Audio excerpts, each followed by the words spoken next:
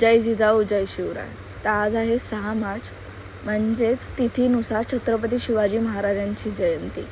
तर तुम्ही बघा पुढे की आम्ही आमच्या गावात कशा प्रकारे साजरी करतो. माझ्या मनामंदी ध्यानामंदी शिवबाचं नाव रे.